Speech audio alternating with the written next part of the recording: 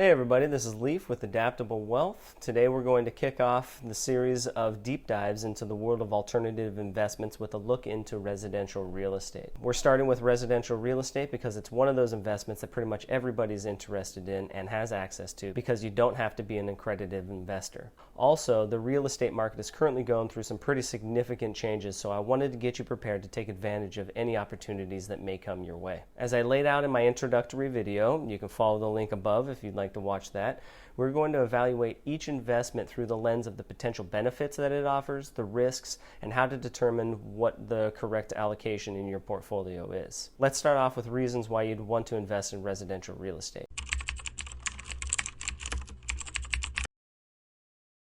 Believe it or not, residential real estate offers 5 different ways to make money, whereas other investments offer maybe 1 or 2. The first way to make money is through cash flow. This is the difference between money coming in and money going out in order to operate, repair, and maintain and pay the mortgage on the property. Think of it like a checking account. You have money coming in, you have money going out. The only way you can have money coming in is to rent out a portion of it or all of it. If you just live in the house and you don't rent any portion of it out, you won't have any money coming in, but you'll have all that money going out. And you're going to have to pay for that difference out of your own pocket. I don't know about you, but I don't want to hold an investment which requires me to constantly put money in order to hold it. I want it to pay me on a net basis. Cash flow is good because it puts a baseline under your returns and you can do whatever you want with the money. You can use it to help offset some of the inflation that we're dealing with right now.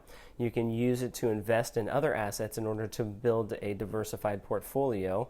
Or in my opinion, the best use of these funds is to use your positive cash flow to finance the acquisition of another property that will also have a positive cash flow. Start stacking those cash flows like that for several different properties and you'll develop a second stream of income that helps you get you closer and closer to financial freedom. Lastly, cash flows tend to increase over time, provided you can get a fixed rate mortgage. This is because your mortgage payment, which is the largest portion of your expenses, is going to stay fixed with a fixed rate mortgage. However, your rents are going to start increasing, usually at about the rate of inflation, maybe a little bit more. The second way to make money in real estate is through building equity. Equity is simply the difference between the price you can get on the market for your property and what you still own on it. As I mentioned earlier, cash flow is the checking account of real estate, whereas equity is more like a savings account. There are 3 ways to build equity in real estate: market-based price appreciation, forced price appreciation, and loan paydown. Market-based price appreciation is simply the increase in the price of the property over time due to supply and demand factors. It's a significant driver of financial wealth because of the amount of leverage that you can get with a mortgage. This chart shows what is called the leverage multiple. Depending on what percent you put down, you get a disproportionate increase in your return on investment. A 1% increase in price, you get a 5%, 10%, 20%, or even a 28.6% return on your investment. This is why real estate has played such a large role in the building of so many fortunes. You're dealing with large dollar amounts and you can get tons of leverage to amplify your returns. Based off of the Case-Shiller Home Price Index since 1987, you're looking at a 5 to 6% nominal return due to market-based price appreciation in the top performing markets and about a 3 to 4% nominal return in the lower performing markets. Compare that to the 9% return of the S&P 500 over the same period, and you'll see why I say stocks are so hard to beat and it's the best wealth builder for the average person. The second driver of equity is forced price appreciation. This is where you make improvements to a property and watch the price of the property increase by more than the amount that you put in for the improvements. For example, let's say you put 20% down on a $100,000 property and then put $20,000 to fix up the kitchen or bathroom or something like that. And that resulted in a $40,000 increase in the price of the property. That's a 100% return on investment, and you haven't even capitalized on cash flows, market-based price appreciation, or our fourth way of making money in real estate, and that's the loan paydown. This is the last way to build wealth through equity, and you have 2 options. Either you pay down the mortgage, or you rent the property out and have the tenants pay the mortgage down for you, and you reap the benefits of increased equity. Which one sounds better to you? This is why rental properties make so much sense. Provided you don't default on the loan, you're going to benefit from this loan paydown regardless of what happens to the price of the property or your cash flow. The final way to make money in real estate is through the tax benefits. First, always consult with a tax professional. I'm just a dude on the internet with some experience in real estate providing information and education, not financial advice. Provided the depreciation benefit exceeds the standard deduction, you can write off or deduct anything related related to obtaining the loan or operating the property. You can immediately write off things related to operating the property, such as property management fees, routine repairs and maintenance, utilities, gardening, etc. But you're going to have to depreciate the closing costs and capital expenditures over time. Capital expenditures are things like new roofs, plumbing, electrical, renovations, etc. The IRS allows you to treat an investment property as an asset that loses value over time. Provided you're treating it as an investment property and renting it out, you can deduct that loss in value in equal amounts over 27 and a half years. You benefit from depreciation because it's a non-cash expense that reduces your taxable income and can be used to shelter some of your cash flow from taxes. For example, if the building portion of the property you just bought was assessed at $250,000, you'd be able to claim $9,000 per year in depreciation. So let's say you generate $18,000 in rental income and that costs you $5,000 in operating expenses. Most people think you have to pay taxes on that remaining $13,000, but that's not true. Once you deduct the $9,000 depreciation allowance, you only have to pay taxes on the $4,000. So you get the tax benefits up front, but the IRS doesn't just give money away. You'll have to pay a portion of that back once you go to sell the property, up to a maximum of 25%. Let's say you held on to that property for 10 years, claiming $9,000 per year for a cumulative depreciation claim of $90,000. When you go to sell that property, you're going to have to pay taxes on that $90,000 at your then current income tax rate, or 25%, whichever one is lower. 25% of $90,000 is $23,000. There are three ways to get around this depreciation recapture. There's the 1031 exchange. You could die, or you can sell the property at a loss to your adjusted basis. The last two options are not desirable, so that only leaves the 1031 exchange. I'm not going to go into what the 1031 exchange is or how to use it and how it benefits you, but I strongly suggest that if you are going to invest in physical real estate, that you fully understand what it is and how to use it. So that concludes the section on the potential for higher returns, but that's not the only reason to invest in residential real estate. The next reason is the common wisdom that real estate is a good inflation hedge. As I dug into the data, I realized I had to answer this question from two different angles. First, does it generate a positive real return over the long run? Second, how does it do during short-term spikes in inflation? Over long periods of time, I'm talking 50, 75, 100 plus years, it beats inflation, but not as much as you'd think, and way less than stocks, and it even trailed bonds. It beats inflation by approximately 0.4% per year compounded annually. That's that gray linear regression-based trend line through the middle of the graph. If you consider the real trend line to be at the lows of each cycle once all the malinvestment gets washed out, which is the green line, then it beats inflation by 0.2% per year compounded annually. I don't think a strong case can be made that the orange line is the right long-run trend line, and that beats inflation by only 0.6% per year compounded annually. During shorter periods of inflation spikes, the results are more mixed, with national housing prices tending to rise less than inflation.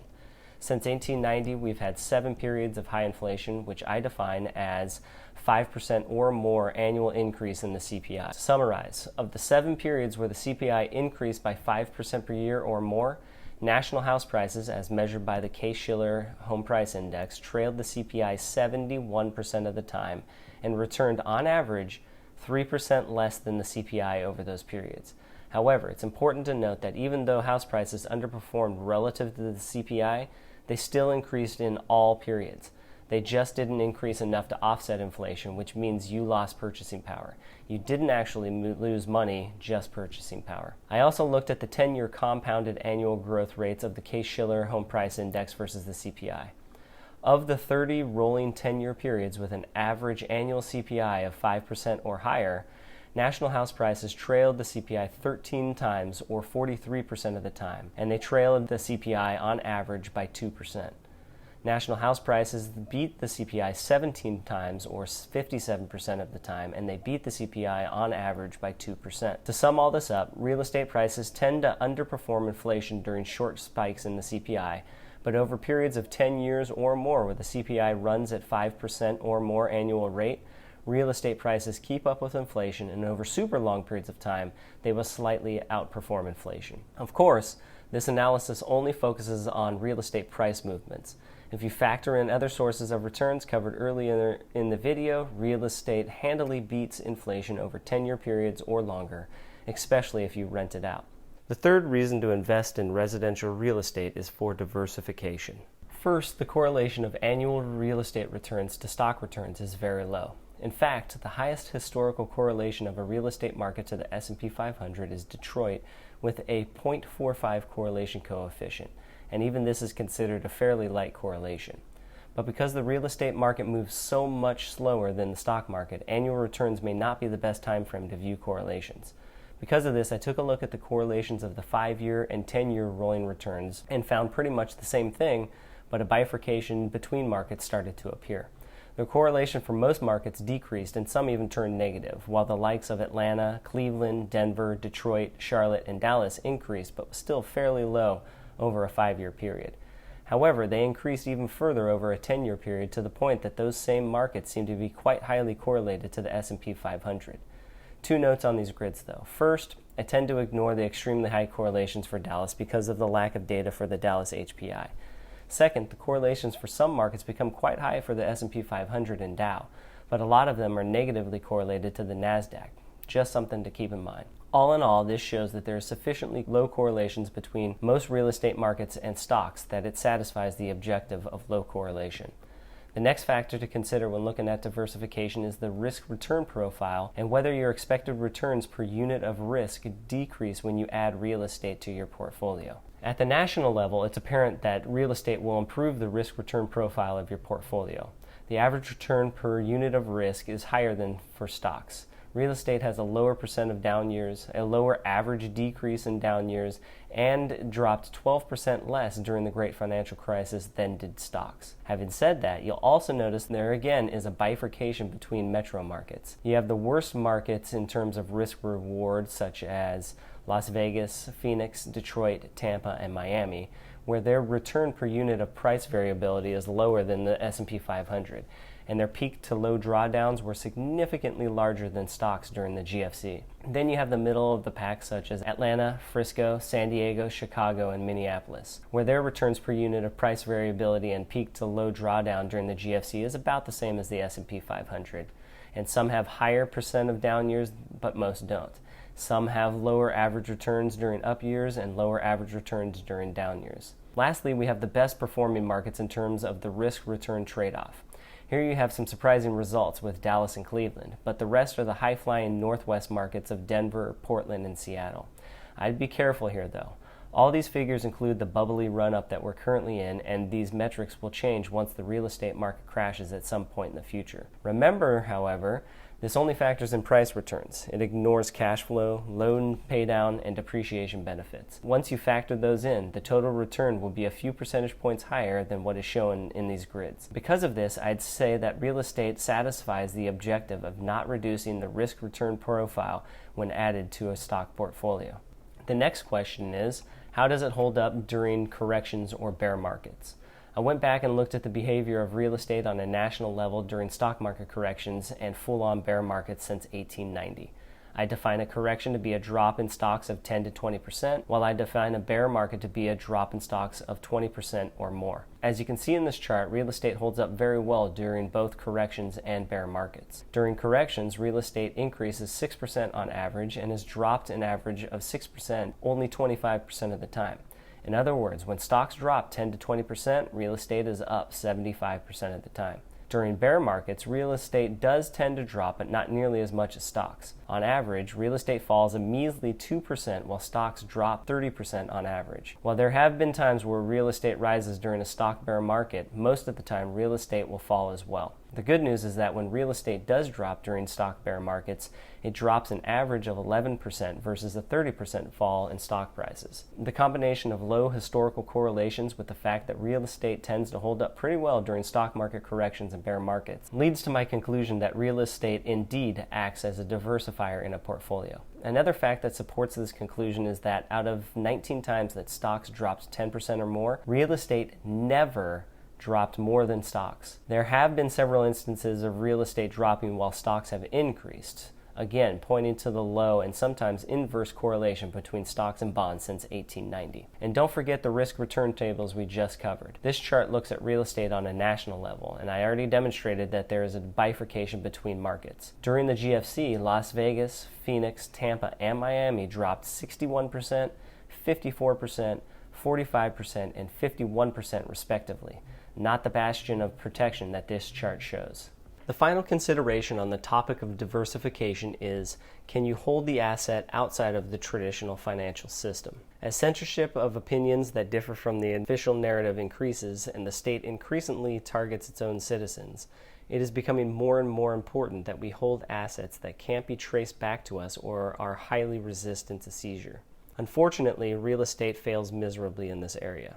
Being such a large physical asset and having to tie the property back to yourself to establish ownership exposes you to the possibility that a claim or judgment by the state be levied on the property, and there would be very little that you would be able to do to keep them from taking the property for pretty much any reason they want. One possible way to avoid seizure is to hold it in a corporation or other legal entity. This is out of the scope of this video, but if you do hold physical real estate, I suggest you at least look into holding it in some entity separate from yourselves, just in case you become the target of the state or other individual in the future. For the same reasons, it's pretty much impossible to discreetly transfer real estate to your heirs in a way that they won't have to pay taxes on it. The fourth and final reason for investing in real estate is that it has intrinsic value. I'm talking about real intrinsic value, not what I consider to be the fake intrinsic value of precious metals, diamonds, watches, and jewelry. In my opinion, intrinsic value lies on a spectrum ranging from being able to help you survive, to doing work for you, producing a cash flow, all the way down to what I refer to as a fake intrinsic value of being an embodiment of work done or energy, which is pretty much everything. Real estate has several aspects of the true intrinsic value, with the most important being that it can help protect you from the environment around you to a large extent. The land can also be used to produce food. It also produces a cash flow and is an embodiment of work done in that it requires significant labor and materials to build a house. Because of these very valuable aspects of true intrinsic value, there will always be a demand for real estate. There aren't many assets out there that can guarantee a demand regardless of the scenario. Now that we know about the benefits and reasons why you'd want to invest in real estate as an alternative investment to stocks, bonds, and other traditional assets, let's take a look at some of the risks and drawbacks of investing in real estate.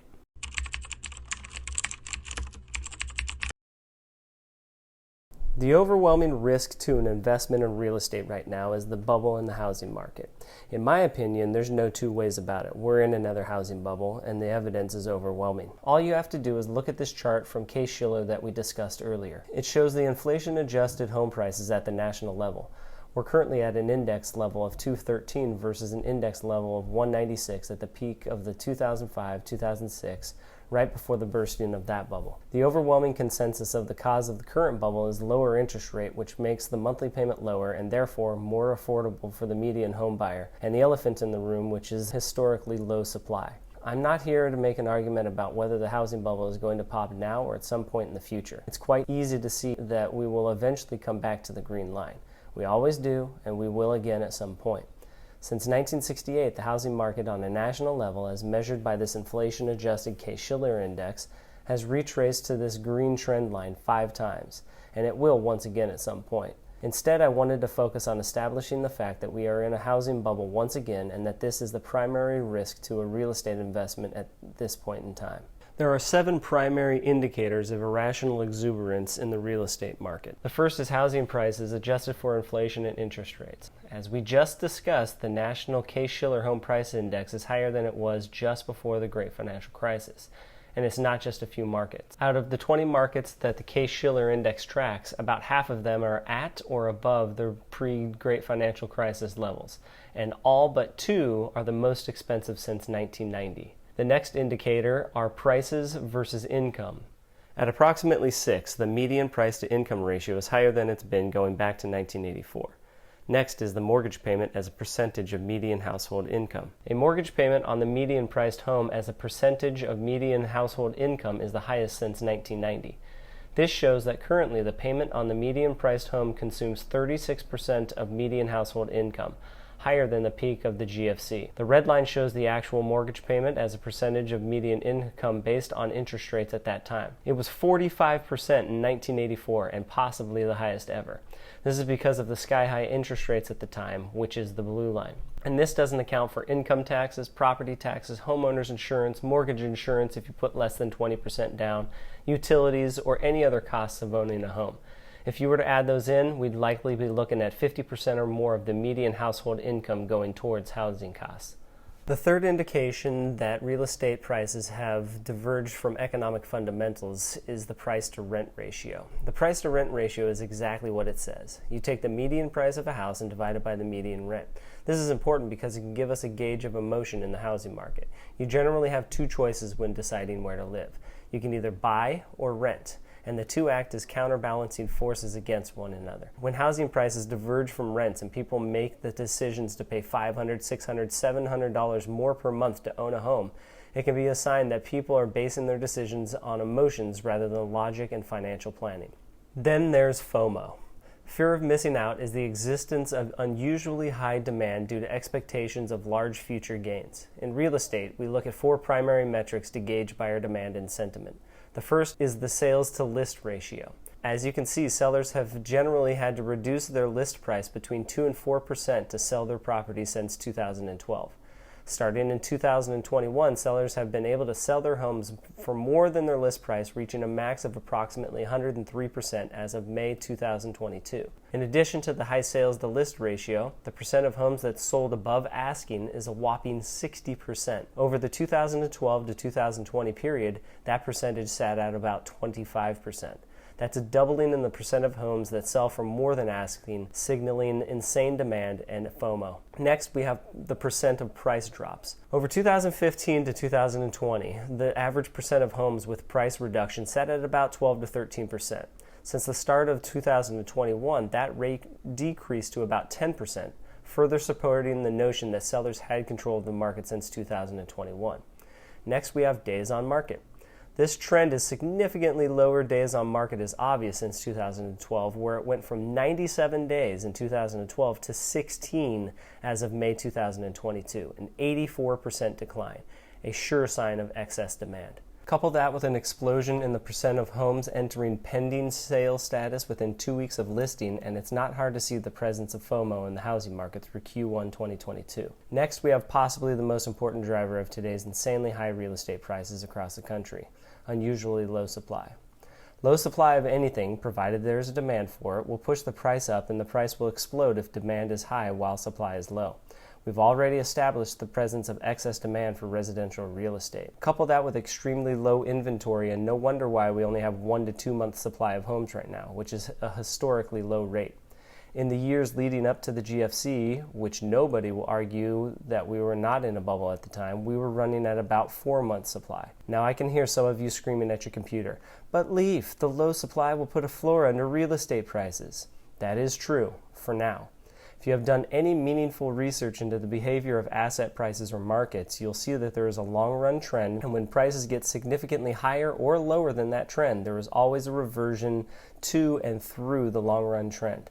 At some point, demand will cool, which we are already starting to see due to higher interest rates, and we will also see inventory increase, whether it be due to more building or existing homes being placed on the market. After that, we have investors' market share, or the percentage of total homes purchased by investors. According to Redfin, investors bought a record 20% of all sales in Q1 2022. The theory is that the proportion of investors is important because they're more likely to be the first to unload their properties and stop buying more if the market starts to fall. This is particularly true for flippers because they get clobbered if prices are falling. Rising or flat prices are required for their business model to work. And publicly traded companies like BlackRock and Blackstone, because they have to adjust the value of their assets to the current market value for their quarterly earnings reports. If prices start falling, this hurts their earnings numbers, which has tons of downstream effects on their business. However, the data doesn't fully support this claim that they flee at the first sign of trouble. It absolutely was the case at the beginning of the pandemic, where you can see that investors fled in Q2 2020. Historically, Q2 is a time where investors are quite active. In 2020, that wasn't the case. Their market share went from 17% in Q1 2020 down to 11% in Q2. Investor market share did not fall during the GFC, however, so we need to take this significant rise in investor market share lightly. The main pushback on the argument that we are in a housing bubble and at risk of a residential real estate crash is the fact that underwriting has been significantly better than leading up to the GFC. This is true, and the reason I don't think we're likely to see a large crash until we start seeing massive job losses. I think we are in for a 10 to 20% correction though, because prices and affordability have just gotten too far ahead of economic fundamentals. Let's take a look at the data though, because there's a few data points that are interesting. First, adjustable rate mortgages are nowhere near where they were leading up to the GFC. ARMs allow a borrower to pay a much lower interest rate in the first several years of the loan before it resets to a higher rate later on. As prices or interest rates increase and homes become less affordable, it's common for ARM originations to increase as well, particularly in the higher price ranges. In fact, this is exactly what we're starting to see now that prices are sky high and interest rates have started to climb. Slightly more than 10% of applications are for ARMs, which is the highest rate we've seen in more than 12 years. Having said that, ARMs still comprise only 4.7% of total outstanding loans as of the end of March 2022. This is minuscule compared to the roughly 35% share of ARMs just before the Great Financial Crisis. Also, did you know that 75% of jumbo mortgages were ARMs in the 2004-2005 period? Just a little side note, because that's just mind-boggling to me. The second component of underwriting is LTV or CLTV, which stands for loan-to-value and combined loan-to-value. The interesting thing here is that although the current average CLTV on jumbo loans is materially lower than it was leading up to the GFC, CLT of conforming loans, which comprise the overwhelming majority of originations, was actually higher over the 2017 to 2019 period than it was leading up to the GFC. Because of the run-up in prices over the past few years, these loans should have plenty of equity to absorb a moderate fall in real estate prices, provided we don't get a surge in layoffs. In my opinion, that's the dynamic which will determine if we get a housing crash or not. If people keep their incomes flowing at pretty much the same level, they'll be able to absorb some sizable price drops without having to go into foreclosure like they did in the GFC. However, if layoffs surge, all bets are off. Homeowners will choose to sell their property while they still have some equity in it, further increasing the inventory we're already starting to see and driving prices down further than they otherwise would have. The third component of underwriting is the average FICO. There's no doubt that FICOs have improved significantly. The fourth component of underwriting is average DTI. Debt-to-income ratios are just about the same as leading up to the Great Financial Crisis. Notice the large spike in the jumbo loan DTIs, however. That's interesting. The fifth component is the cash-out refis. Cash-out refis aren't nearly as large a portion of total originations as leading up to the GFC, but we have seen a fairly significant increase over the past year or so. We'll have to keep our eye on that. Having said that, according to Black Knight, a mortgage data tracking firm, homeowner equity is at an all-time high and about double what it was leading up to the GFC. Couple that with the fact that leading up to the Great Financial Crisis, homeowners were extracting approximately 16% of their equity at one point. They've only been extracting about 6% over the past several years. This leads most analysts to conclude that the increase in cash-out refis should not be a problem. That wraps up my case that the largest risk to an investment in real estate right now is currently the housing bubble. This doesn't necessarily mean that you shouldn't invest in real estate right now. Of course, if you do and we get a big crash, you'll be underwater for quite some time. But if you can keep a paying tenant in the property and collect the rent checks, eventually the loan paydown and price appreciation will get you back into a positive equity position. Not to mention that if the Fed breaks something with their tightening of financial conditions and eventually has to reverse course and reduce interest rates, we could absolutely see real estate prices take off once again. Whether you wait to see how this plays out or decide that you can withstand being in a negative equity position is up to you. Other risks you face with an investment in physical residential real estate include poor liquidity. If you end up needing cash quickly, it's going to take a minimum of 30 days to sell the property and get the cash in hand. And that's if you're working with an investor that is willing and able to close within 30 days. Most transactions are going to take 60 to 90 days. The best way to address this lack of liquidity in real estate is to have a home equity line of credit open before you need the cash. This way, if you do get in a bind, you can tap that line of credit without having to sell the property. Understand though, there are risks in using these lines of credit. Next is geographic or location risk. Location is so important to an investment in a property that negative change changes in the area, whether it be due to poor school performance, higher crime, higher homelessness, or an undesirable business moving into the location, can not only reduce the value of your property, it can also reduce rents and make it harder to rent out in the first place. This reduces your cash flow and therefore the total return on your investment. With real estate being such a large physical asset, it's not like you can just pick it up and move it to a better area. Next are bad tenants. One of the primary reasons of investing in real estate is to generate a monthly cash flow. To achieve this, you have to have a paying tenant in the property. The problem is that a certain percentage of the renter population are just shitty people with little consideration for the well-being of the property or the fact that you may depend on your rent payments. It's also quite common for tenants to ignore small problems that, if they do turn into large, costly problems, will have to be paid for out of your pocket as the property owner. You also may have to evict somebody, which can be very costly and time-consuming.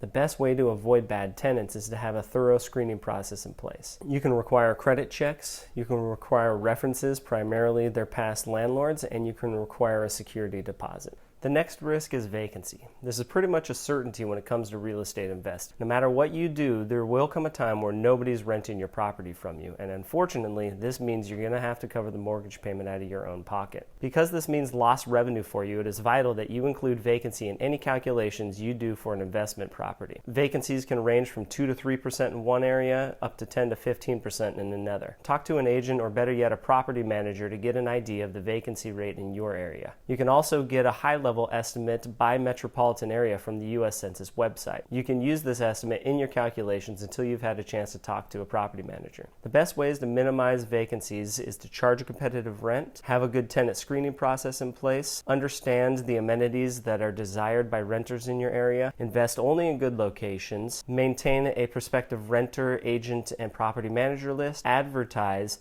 and keep the property in good shape. The next risk is wear, tear, and major repairs. This is also a fact of life when investing in real estate. There's the normal wear and tear, and then there are the major repairs such as a new roof, busted gas or water pipe, new electrical, etc. that can end up costing you thousands, if not tens of thousands of dollars. The best way to minimize any surprises related to future repair costs is to first set aside at least 10% of your monthly rental income to cover future repairs. 2, stay on top of any repairs needed in the property and take care of them quickly, which will help avoid small problems turning into large costly repairs. And finally, you can buy a home warranty, which is an insurance policy that will help you avoid any nasty surprises over the first couple of years. Keep in mind, however, that this is an additional expense, so it will necessarily reduce your cash flow. And we all know how insurance works. There are going to be several items under every policy that are not covered, so make sure you understand what those are and plan accordingly. Next, we have legal risks. Once you own a property, things can happen on or near your property that can result in you having to pay somebody or risk being sued. For example, somebody can trip on a crack on the sidewalk near your house. If the property is held in your name, your personal assets could be at risk of liquidation or seizure in order to pay for the damages. The best way to avoid this is to hold the property in an LLC or some other legal entity that is separate from yourself. This way, only the assets under the legal entity are at risk and not your personal assets such as your IRA or your savings. Of course, I'm just a dude on the internet with some experience in real estate. I am not an attorney, and all tax-related topics should be discussed with a qualified professional. Next is the risk of asset seizure or a lien being placed on the property. As I mentioned earlier in the video, real estate is a large physical asset that is easily traceable, which makes it more subject to asset seizure or a lien being placed on the property by the state should you do something that they don't like. Now, the probability of something like this happening is quite low, but low is not the same as zero. Next is the risk of negative cash flow. Many of the risks I've already outlined result in a reduction in cash flow, and if you're unable to cover this cash flow deficit out of your own pocket, it could lead to this next risk of investing in real estate, which is default or foreclosure risk. There is a real possibility that some of the risks that I've already mentioned in this video put you in a position where you have to cover some or all of a mortgage payment. If you're unable to do this, it could result in the lender foreclosing on the property, and all of the money and energy you put into the property would be for nothing. To avoid these, take some of the steps I've already outlined in this video to avoid bad tenants, minimize vacancy and repair costs, etc. Additionally, you should carry a larger cash reserve than you otherwise would have. If you normally carry 3 to 4 months of expense in a savings account, you should probably bump that up to a minimum of 6. Next, we have scams or fraud. Just like any other part of life, just pay attention and make sure there's nobody trying to rip you off. This is particularly important for long-distance investors who can't or don't want to go see the property, get a feel for the location, meet the agent, or any other party involved in the purchase. Then there are the large upfront costs. To avoid having to pay mortgage insurance, which increases your monthly payment and decreases your cash flow, you're gonna have to put 20% down. This means you're likely looking at least $20,000 to $30,000, and more likely $40,000 or $50,000 just to invest in a property. There are, however, several ways to finance real estate without putting much more than 3.5% down, although you will pay for this privilege through a higher monthly payment. The best resource I've found for beginners to understand how to finance real estate deals, including 0% down or wrapping renovation costs into the loan, is the book by Bigger Pockets titled Investing in Real Estate with No or Low Money Down. The final risk to a real estate investment is one you directly control: poor due diligence. This applies to any investment, not just real estate. But unless you have significant experience investing in real estate, I strongly suggest that you learn some more before making your first purchase.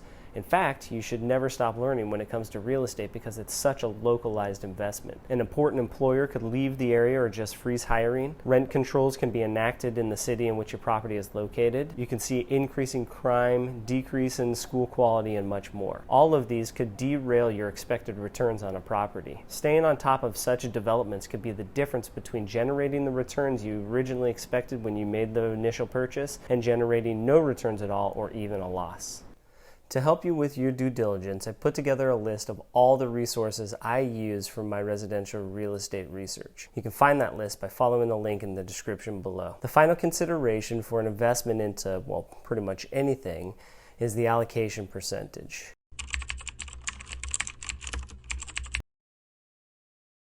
And here comes the big cop-out. I can't tell you what the right allocation is for you because I'm not you. I don't know anything about your financial situation, the required rate of return to meet your financial goals, nor do I know anything about your ability or willingness to accept risk. This is a decision you're going to have to make for yourself. But like I said in my Introduction to Alternative Investments video, I think 10 to 20% is appropriate for most people, especially real estate given its long track record and abundance of intrinsic value. Having said that, buying physical real estate presents a major challenge when deciding on an allocation percentage. Because houses are so expensive, they immediately become a very large portion of your overall portfolio. For example, if you start with $50,000 in assets and you add a $250,000 investment property, real estate immediately becomes 83% of your portfolio. With $100,000 in assets, it's 75% of your portfolio, and at $500,000 in assets, it's still 33% of your portfolio. You'd have to start with somewhere in the range of $1.25 to $2.5 million for a $250,000 investment property to meet that 10 to 20% range. There are a couple ways around this. First are the shared real estate investment platforms such as Fundrise or Realty Mogul, which allow you to invest much lower amounts to help meet your desired allocation. There's tons of information on these crowd-funded real estate platforms, so I'm not going to go into it here. Your other option are REITs, which stands for Real Estate Investment Trusts. These are essentially mutual funds of real estate investment companies which purchase the underlying real estate and manage it for its shareholders. You can benefit in two ways. First is price appreciation, and second, they pay out significantly higher dividend yields than the average common stock. I prefer REITs for two reasons. First are all the options. You can invest in residential, commercial, storage, industrial, medical buildings, and much more. And second, they trade like stocks, so the liquidity is significantly higher versus the crowd-funded platforms, which can lock you into your investment for several years or you have to pay a hefty fee to get out. One of the drawbacks of investing in REITs is the fact that it is a fund. This creates a scenario where the price of the shares of the fund decrease by more than the value of the underlying assets are increasing. This way, you can actually lose money even though the value of the underlying real estate is increasing. Depending on your goals and your desire for liquidity, it's up to you to determine what method of real estate investment is right for you. Well, that wraps up our deep dive into residential real estate. If you have any questions, comments, future video ideas, or whatever, please leave a comment down below. Also, please like this video and subscribe to the channel. These deep dives take a lot of time and effort, and liking and subscribing is the easiest thing you can do to help me grow this channel if you find the content valuable. In our next video, we'll be digging into timberland and farmland, so I hope you'll be able to join me for that one. Until then, you all take care, and remember that wealth is not only about money. Your time and health is just as important, and working to improve all three pillars of wealth is key to being adaptable, resilient, and thriving in life.